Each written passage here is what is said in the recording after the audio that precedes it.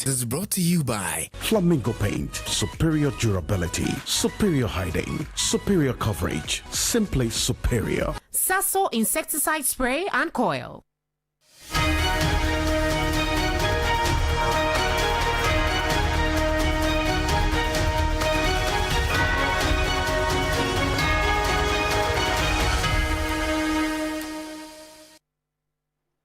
Hello, there's Ghana Tonight here on TV3. I'm Keminni Amanor. Our top stories this hour.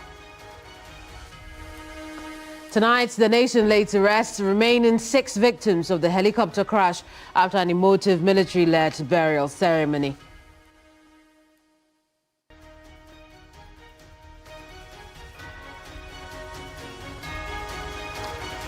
Also tonight, we put a sharp focus on Bogatanga Technical Institute, where 6 students were injured in violent protests leading to a shutdown.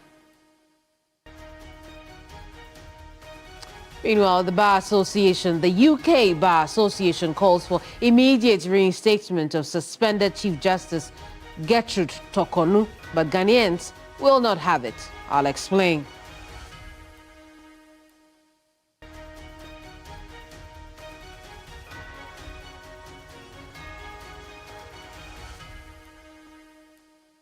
And listen, on that last matter, in the last hour, we know the Attorney General has been responding to this matter. I'll share that with you as well. But if you just joined us, you're right on time for this edition of Ghana Tonight. We're streaming live on TV3 and also on 392.7 FM. We'll also be live this moment on Facebook.com, YouTube, 3news.com, X.com, and wherever you're watching us from. If you'd like to be a part of the program, use the hashtag Ghana Tonight.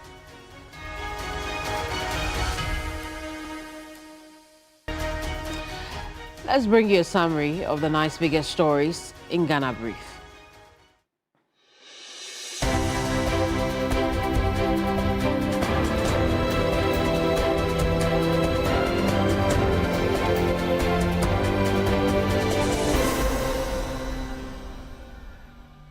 Final funeral rites have been held for the 8 individuals who lost their lives in a tragic helicopter crash last Wednesday.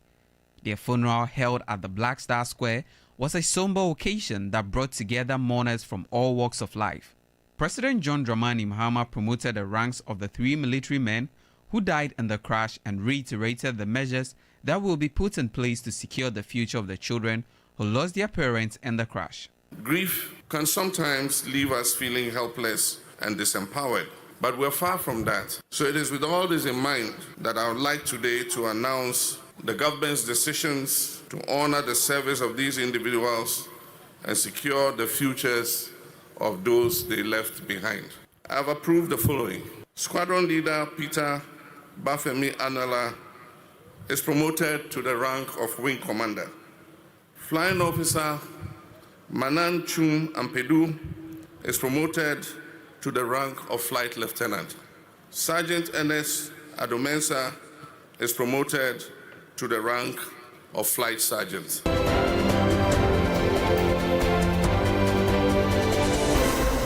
The Institute of Chartered Economists Ghana is urging the government to intensify the fight against illegal mining as the most fitting tribute to the 8 heroes who lost their lives in a recent helicopter crash. These individuals were actively involved in the anti-Galamsey campaign and, according to the ICEG, were valuable contributors to the nation's economic growth.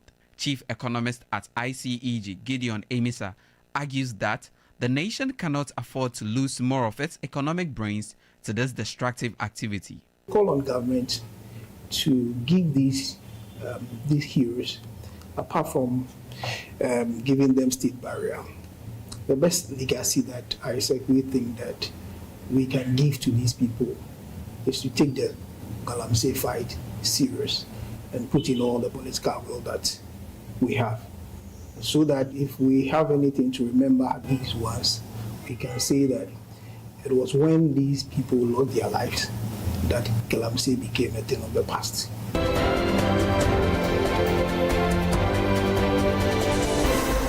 Current and former leaders of the National Union of Ghana Students, NUGS, held a candlelight walk to honor the memory of Dr. Edward Omane Boama and Alhaji Dr. Ibrahim Mutala Mohammed. Former Finance Minister and Member of Parliament for Karaga, Mohammed Amin Adam, said the souls of the departed would be happy if illegal mining is brought to an end. The best honor we can give to them is to bring Galamsey to an end. That will be the greatest legacy, the greatest honor. You know, they died in the course of duty relating to the fight against Galamsey, and that for me will be the greatest honor. We can build monuments, we can build, various structures in their names. They will not be happy about all those. What will make them happy where they are is to hear, if at all they can hear, that we have ended Galamsey.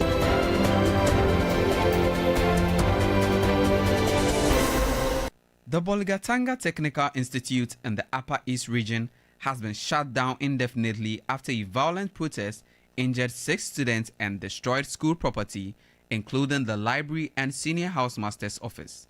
The unrest, reportedly sparked by the suspension of 6 students for misconduct, saw classmates launch a retaliatory attack last Thursday night. Police and fire crews restored order, and the injured are receiving hospital care. The Regional Security Council ordered the closure while police search for the suspected instigators.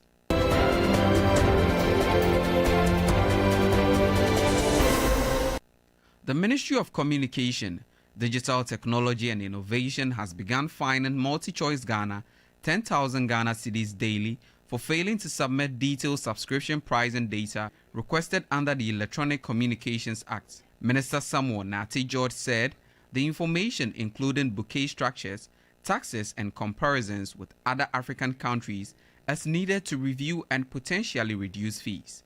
He warned that DSTV's license could be suspended if prices are not lowered by September 6, 2025.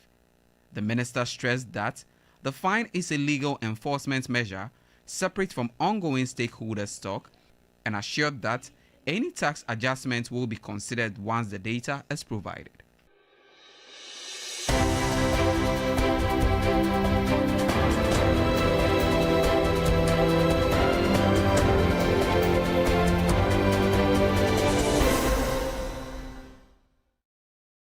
That's Ghana Brief there for you. Still Ghana Tonight here on TV3 and on 392.7 FM. I'm Keminni Amanor. Now, all 8 victims of last Wednesday's crash laid to rest. Tonight is Spotlight on reflections from surviving relatives.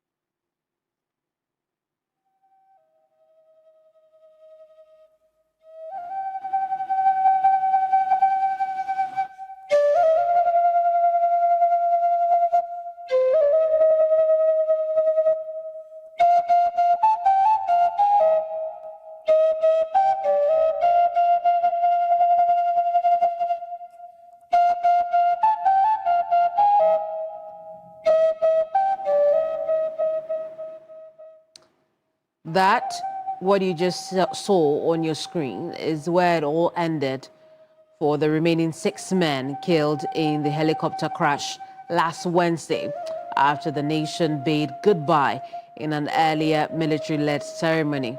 The remains of Dr. Mane Boama, Dr. Samuel Sapon, Samuel Abuaje, and the 3-man crew, including Wing Commander Peter Anala, Flying Lieutenant Menin Chumampedu, and Flying Sergeant Ernest Adomensa, lay in state, while close relatives, friends, and loved ones alike paid final respects before heading to the new military cemetery for interment. Now, these men may have been lowered in the ground, but their memories and impact will live on with us all. Let's bring you some reflections now. We'll start off with the tributes from the children of Dr. Mane Boama, our defense minister.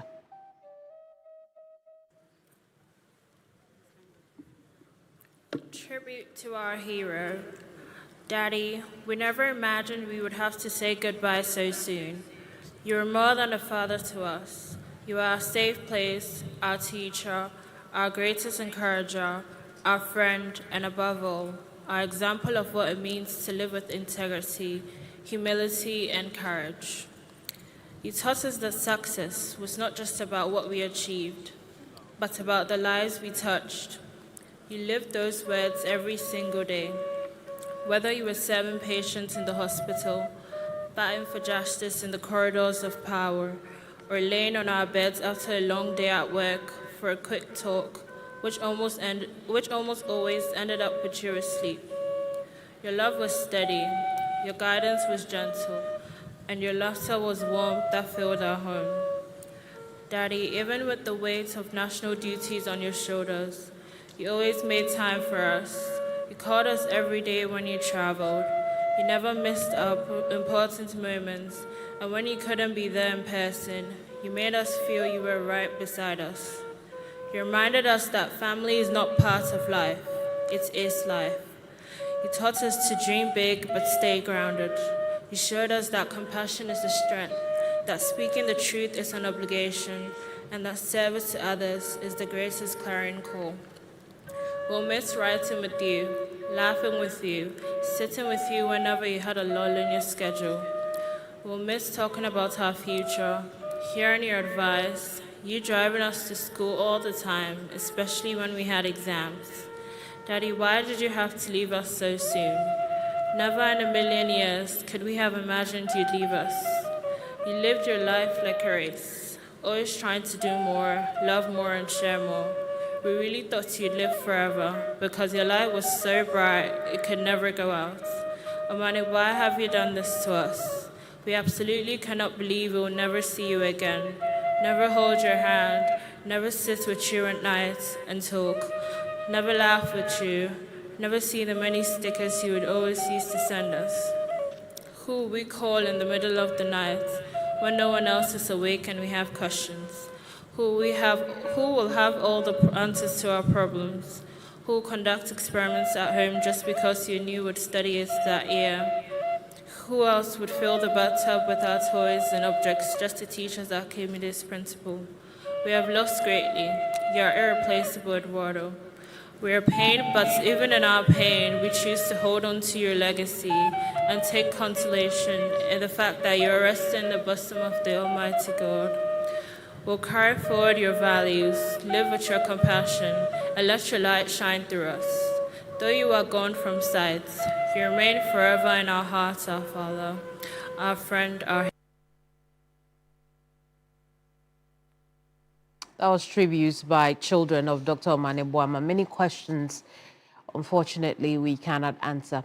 Now, remember that today, 6 remains were laid in state, but the funeral ceremony itself was for all 8 victims, or all 8 men who were killed in that helicopter crash. Children of Dr. Ibrahim Murtala Mohammed also paid tribute. Let's take a listen.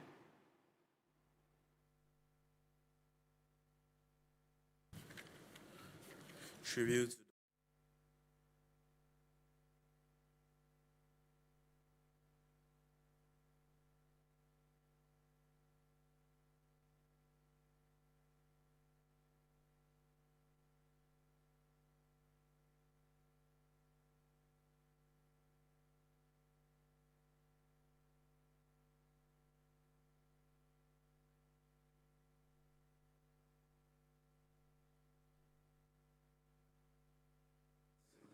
As a dedicated public servant, member of parliament, minister of state, you tirelessly advocated for your constituents and the people of Ghana, leaving an indelible mark on our nation's progress.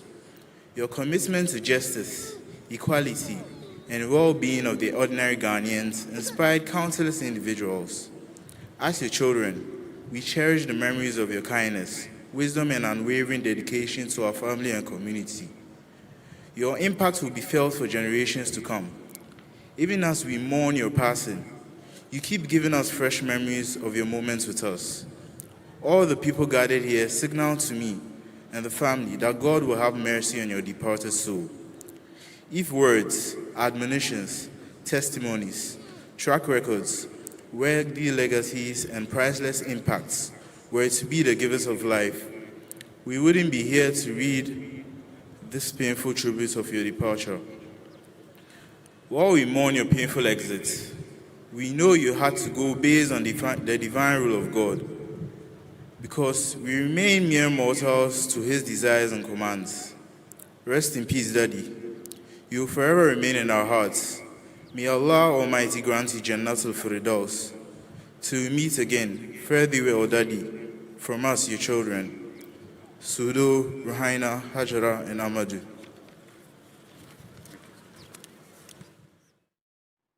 We can now also bring you reflections from the children of Alhaji Muniru Limuna.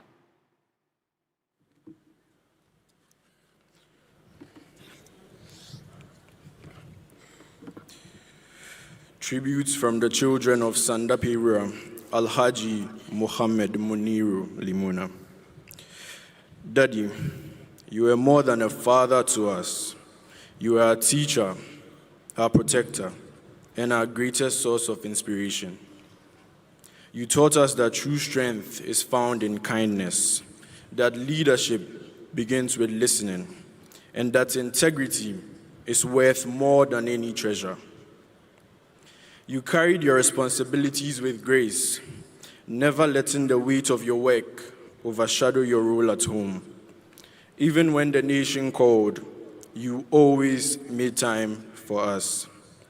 Whether in laughter at the dinner table, words of wisdom before bed, or your quiet presence when we simply needed you nearby.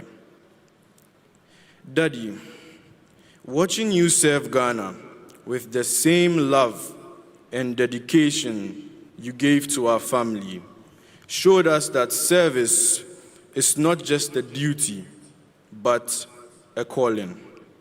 Something you embraced with all your heart, no matter the sacrifice. Your love for people extended far beyond our home.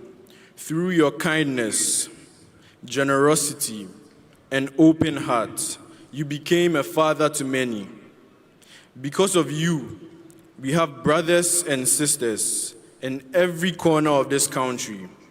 People bound to us, not by blood, but by the family you created through love, trust, and respect.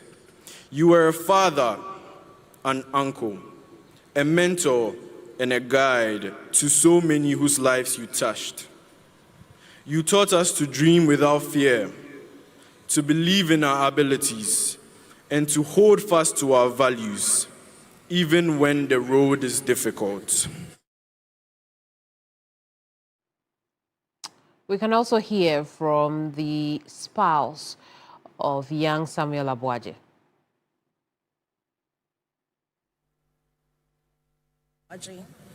My love, no words could ever capture the depth of my pain and the weight of this loss. Your passing has left an emptiness nothing in this world could ever fill. Yet, even through the tears, I chose to remember the incredible man you were and the love we so deeply shared. From the moment you entered my life, you gave me more than I ever imagined: unwavering love, joy, protection, and the beautiful honor of becoming your wife.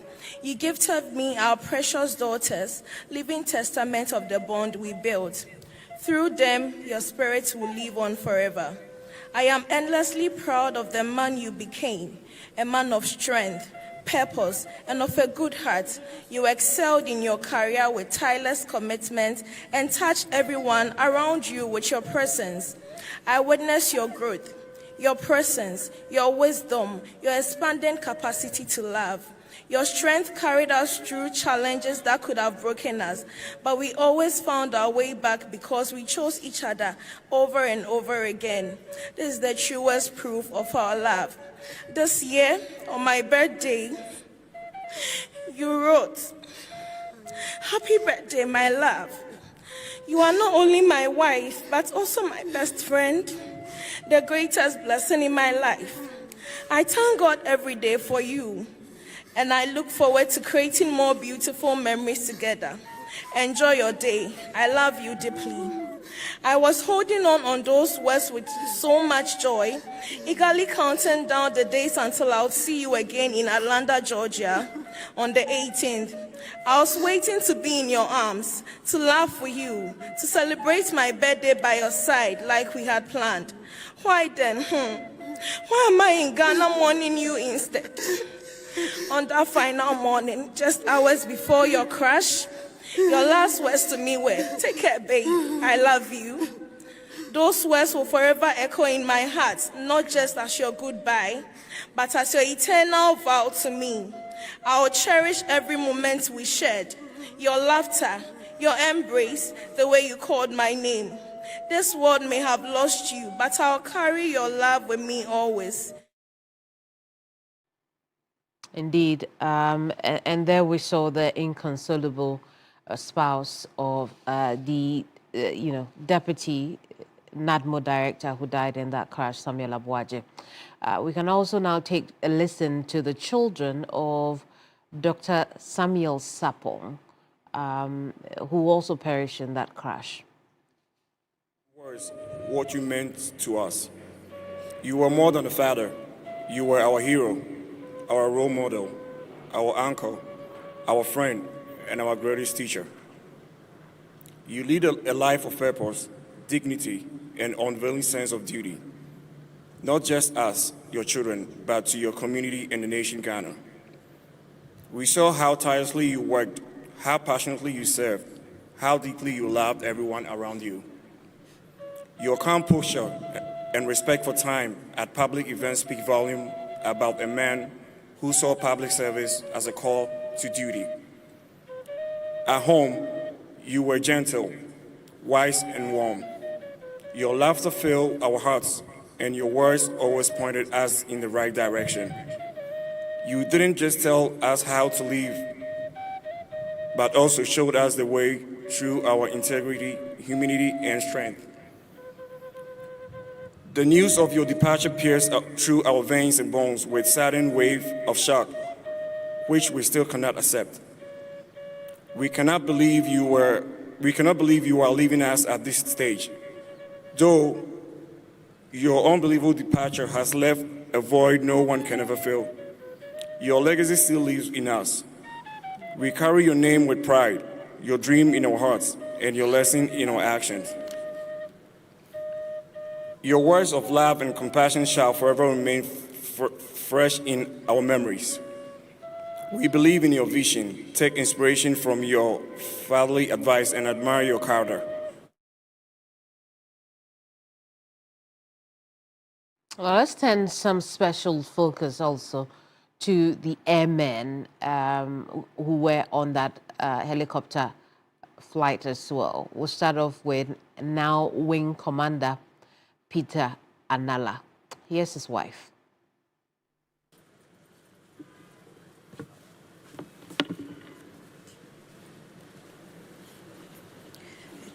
A tribute to my beloved husband. Bafemi, the Bible says in Ecclesiastes 3 that there is a time for everything under the sun. A time for planting and a time for harvest. A time to be born and a time to die. But Peter, this is not the time the Bible spoke about. Bafemi, as I affectionately called you, was my answered prayer. From the moment I met him, my life has never been the same. My husband was a hard-working man. I have never seen a person more dedicated to his work. Peter told me he would never allow me lift a finger because he would lift both hands for us. And true to his word, I have not had to struggle for anything. Peter took care of his family just as he took care of his friends. He did everything to make sure my life was comfortable. My husband was a go-to person for everyone who knew him, sacrificing and laying down his life to come through for anyone in need. Anyone who knows Peter knows that he would go hungry for the sake of his loved ones. 2 months ago, when you held my hand in the delivery room through the birth of our beautiful baby girl, Winle Weswamu Anala. We had new hope for our future and expectations for our family and the life we wanted her to have. I expected you to stay for at least a month to help settle into our new reality. But for the love you had for our country, you had only just a week to spend with us. Before you left, Winle held you back for an extra week because she wasn't feeling well. Now I know why she was holding you back from returning to Ghana. But for your dedication to your work, you had to make the most difficult sacrifice to go and serve your country, leaving behind a sick new baby and a mother who was still healing. Peter, 2 weeks only. Oh, what 2 weeks those were. 2 weeks of endless kisses on baby Winle's face. I have never seen a broader smile than the little time you spent with her. I did not want you to leave, but you promised me you would come rain or shine. You would return in October for Winle's christening. God, what am I going to tell her in a few years when she starts asking for her father? Yes, flying lieutenant, Chum Ampedu's wife. Lieutenant Iraja Kumi Chairman, the wife of Flying Officer Manin Kwapna Chum Ampedu. The evening of that horrible Wednesday, when I received the devastating news that I lost my beloved husband, I looked outside and I saw a ridiculously beautiful sunset. And I thought to myself, how dare the world continue? How dare everyone go about their evening when I didn't know what to do with myself? My husband was my everything. We met in 2022 on his birthday, and everyone will bear witness that we've been inseparable since then.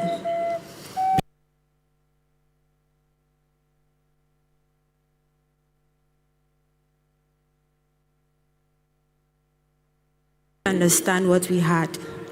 Only we know the depth of what we experienced. Money, what is this grief? And what am I supposed to do with it? Money, what do I do without you? And how do I carry on from here? You were truly your name to me. You were my best friend. Who will respond just when I say cassette gist? Who will make my life comfortable now?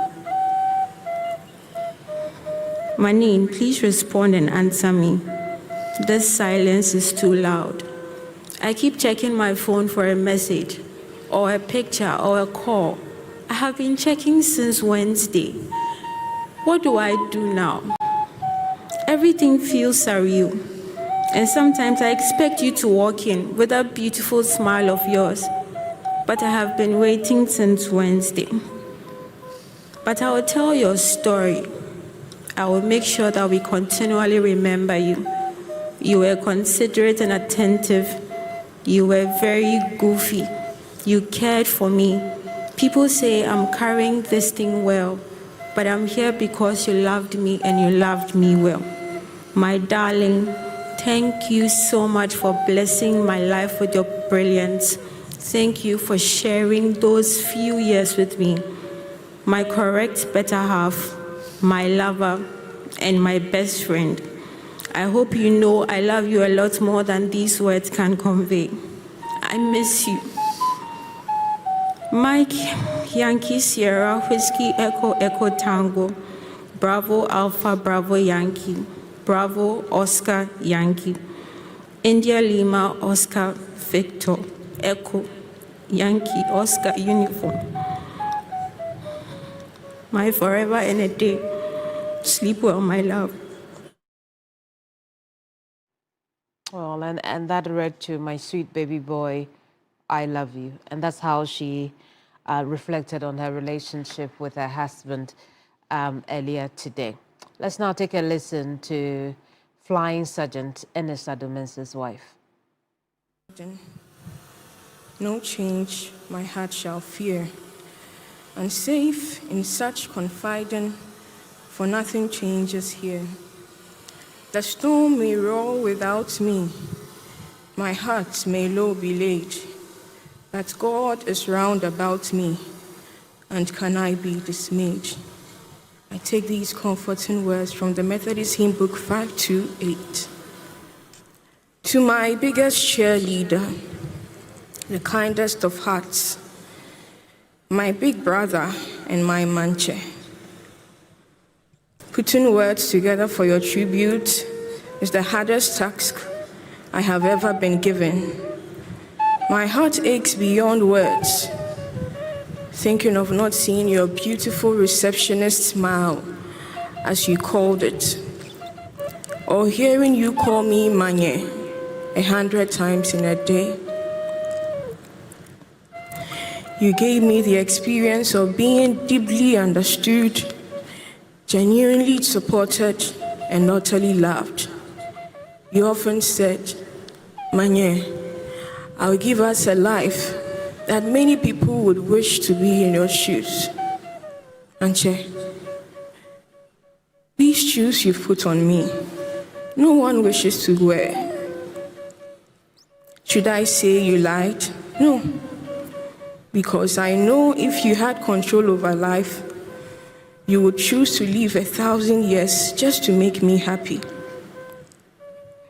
Anyone who knew you attests to the exceptional humility you had, hard work and pure dedication to service, earning you the name Ejumera.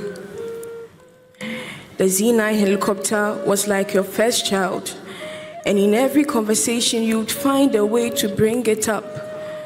You would spend long nights reading and researching on how to care for it.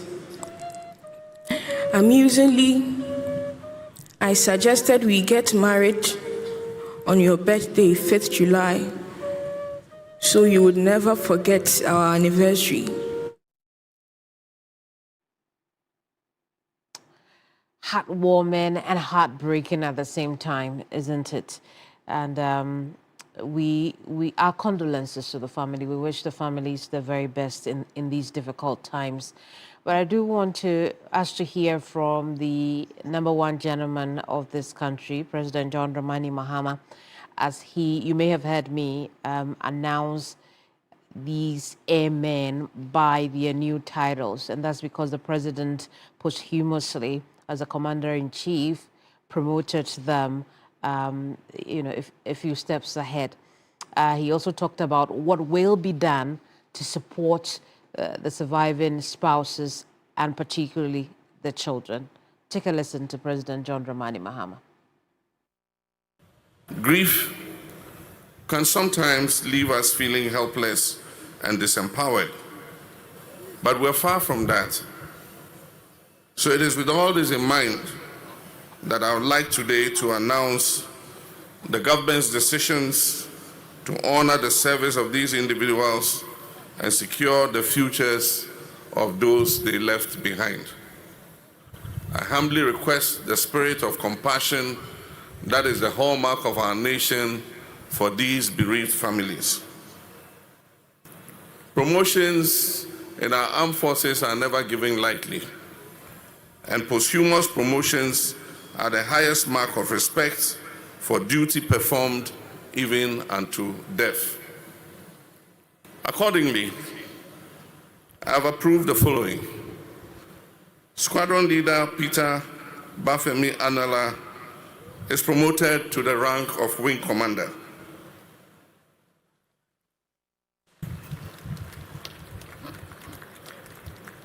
Flying Officer Manan Chum Ampedu is promoted to the rank of Flight Lieutenant.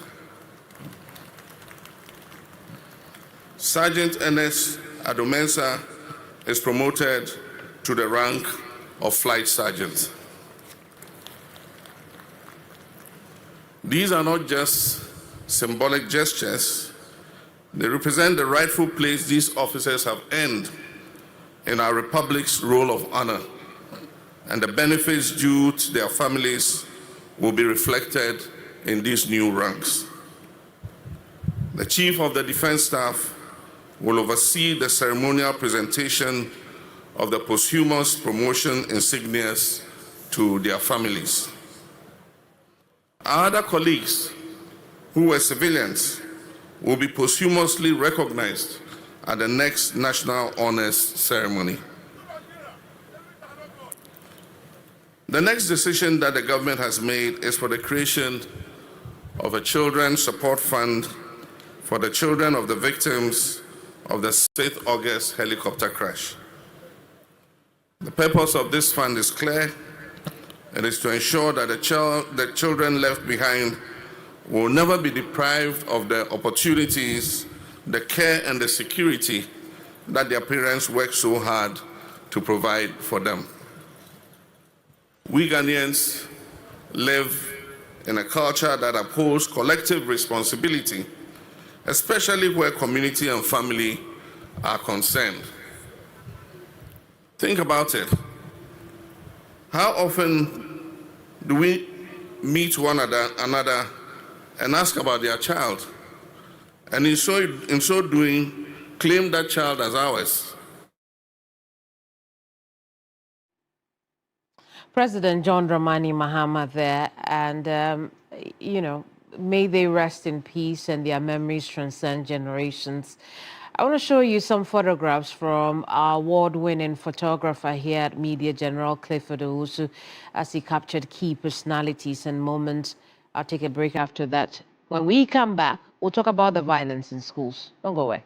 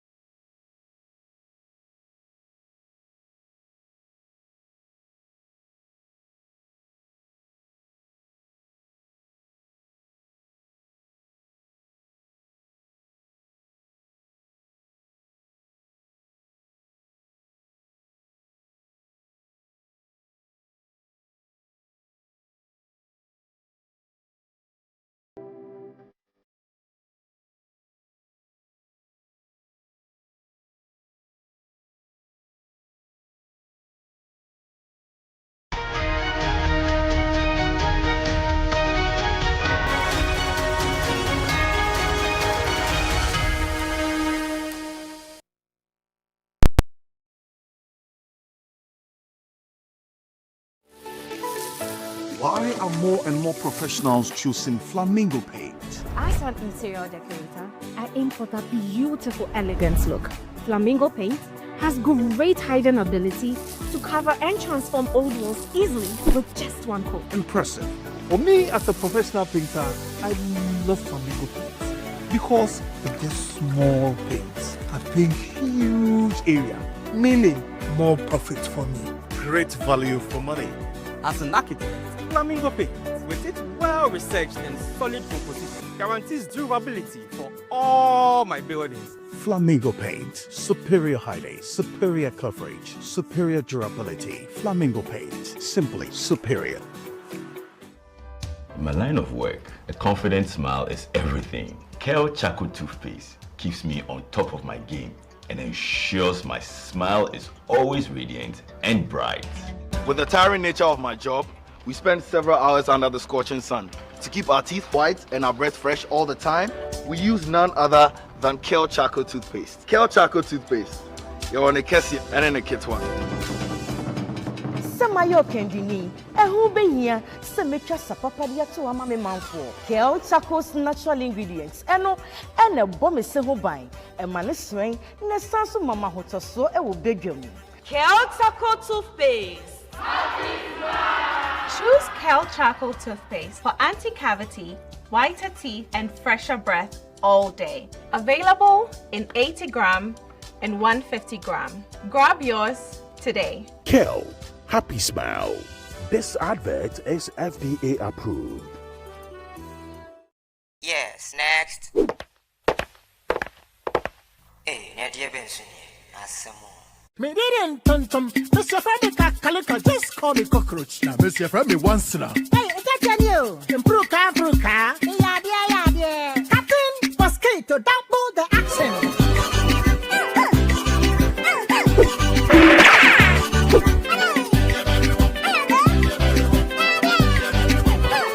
Me did this, Sasso spray. Mr. Freddy Sasso quell. Yeah, go to my Sasso.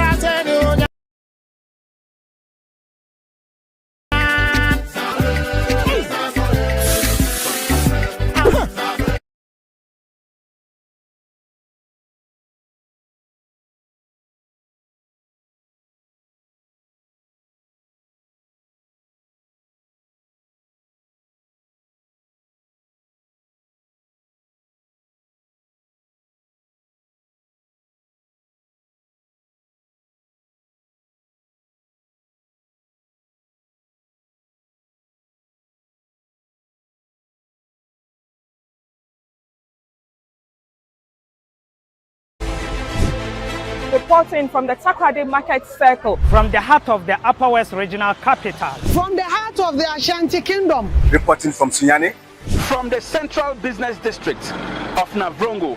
The parliamentarians are on recess.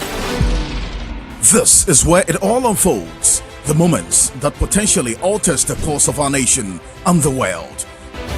These are the individuals we recognize, the voices we amplify, who appears on screen and who contributes behind the scenes.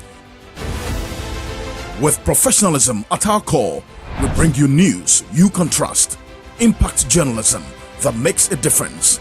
This illustrates how diverse perspectives enhance our strength and reinforces our mission.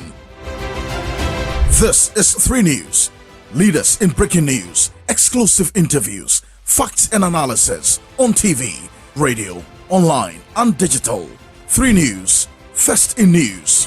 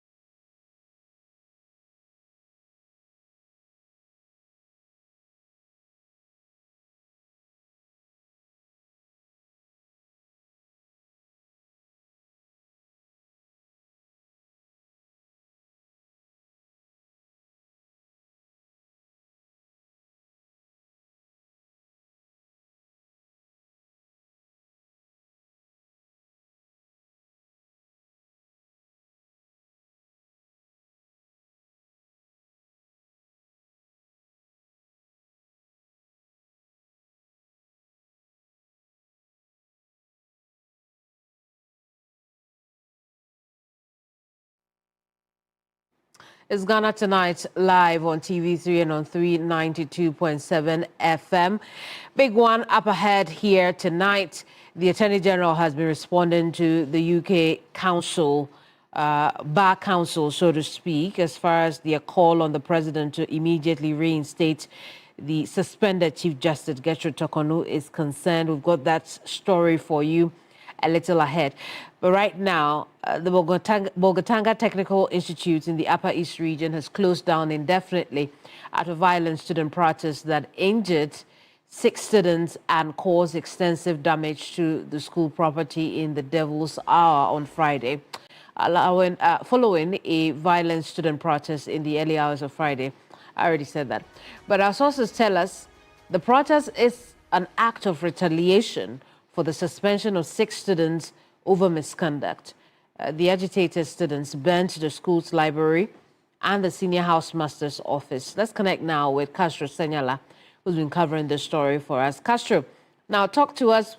We know that basis for this violent protest in the school is as a result of the punishment or sanctions for the 6 students, but how did it trigger the events that followed? Yes, Keminni, good evening. From what we understand from security sources, it appears the suspension didn't go down well with a section of the students who are friends or support those who have been suspended. And so that is what triggered the unrest today. We understand that the students who were still on campus and their friends who have been suspended sort of connived, they planned. And so those on campus planned, took positions, and when they realized that it was safe enough to strike, if I can put it that way, they invited their colleagues who had at the time been lurking around town, hadn't gone home following the suspension, and were lurking around town or in town. And so when they invited them, they quickly mobilized and came to the school campus. And that was when the whole show started. According to security sources on the ground, the students went haywire and began to attack anything they could, lay their hands on. They first of all started by setting the senior housemaster's office ablaze, and then went further to the school library, where they also torched it in equal measure. They then continued on to the rest of the parts of the campus where they could, destroy anything they could see. They destroyed polytanks, they destroyed vehicles, the school bus, a pickup. They destroyed chairs and tables, and in fact, destroyed everything. Keminni, I don't know if you've seen the pictures, but the library is what has made everything look so bad. And as I speak now, a lot of residents within the Upper East region aren't happy at all. Not because of anything at all, but the attack that, was perpetrated against the library is what has touched a lot of people's hearts in the Upper East region. And the conversation has been going on since morning when news broke of the attack or the protests at the Bolgatanga Technical Institute. Under control after the involvement of the police, correct?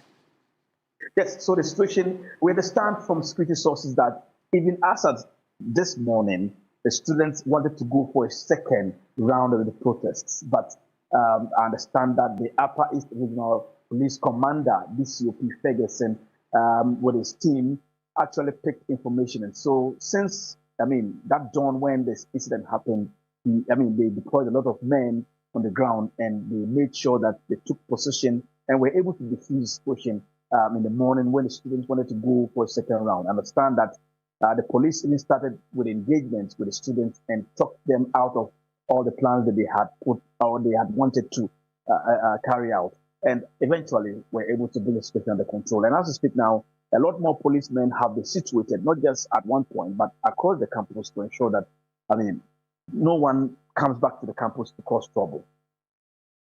Let's zoom out of, Bolgatanga Technical Institute and look at the bigger picture. This is not the only violent incident the region has experienced in recent times.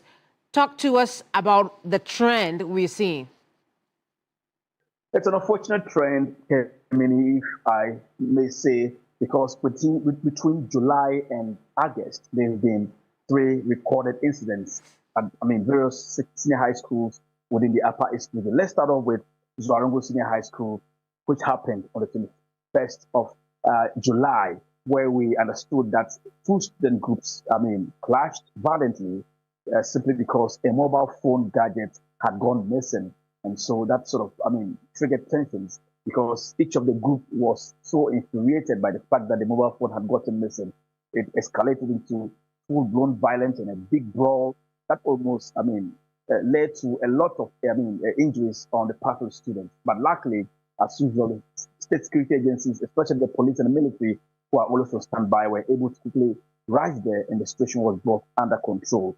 Then on the just a week later, on 27th, we woke up to the unfortunate incident where a student was gunned down by unknown assailants on the campus of the Boko Senior High School. Investigations have not come out yet, but all preliminary gatherings as far as intelligence is concerned from the police and the military points to the fact that that incident was related to the Boko conflict. But we understand that later on, all things have been brought under control. And just last week or so, I was there and I reported that the third year students actually had returned to the school. And as we speak now, they are preparing to write their WASI exam. And then yesterday's incident adds to the three incidents I am talking about, and that is at the Bolgatanga Technical Institute, where we understand that the students were not happy because their colleagues had been suspended for misconducting themselves.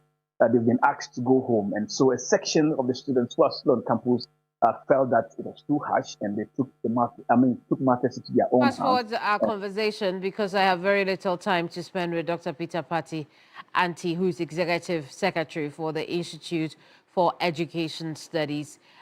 Doc, here we are again, another senior high school campus, so to speak. It's at the second cycle level, and we're seeing this level of violence there. As an industry person, what are we not getting right?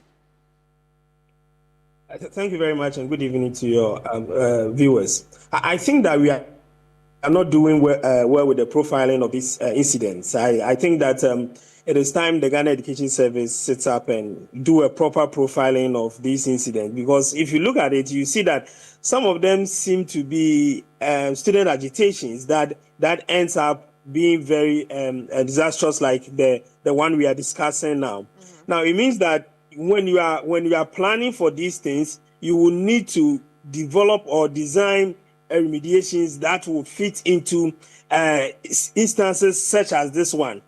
A student does something which is not good, the school takes decision as to punish the student, and then other students comes in and then they engage in such an illegal activity. What can the authorities do? It means that we need to design a lot more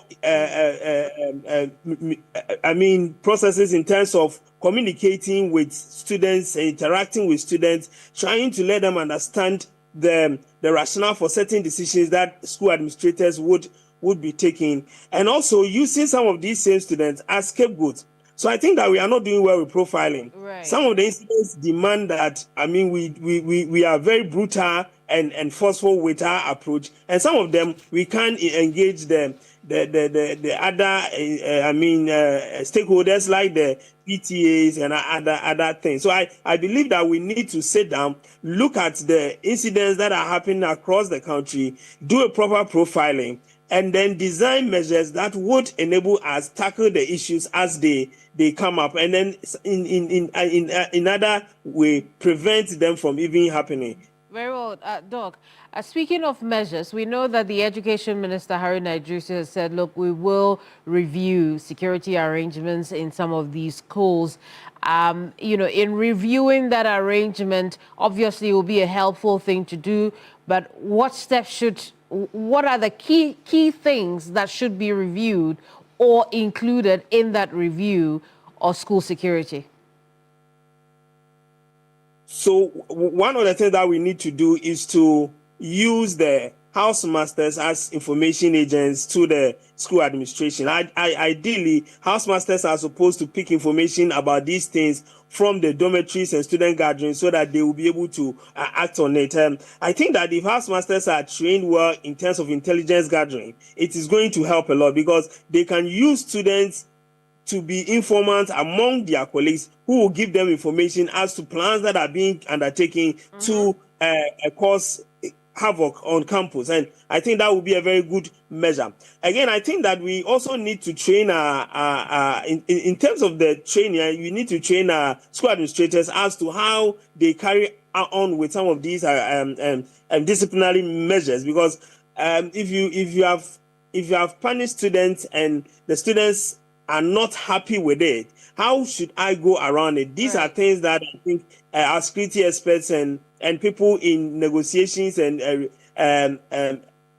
alternative dispute resolutions can help in training school authorities in dealing with, because most of these instances boils down to communication, and I think that when the communication is gotten right, we'll be able to deal with some of these things. The other ones will be random search on campus, ensuring that the schools are manned by well-trained security officials and not just anybody who is appointed as a security or gatesman. We need to train the security people who are manning the gates of our various secondary schools and technical institutes. Absolutely, Doc. There's so much to talk about and very little time. Perhaps we'll pick this again at another time. But one thing is clear, Doc, that we should act and act now. I appreciate your time with us.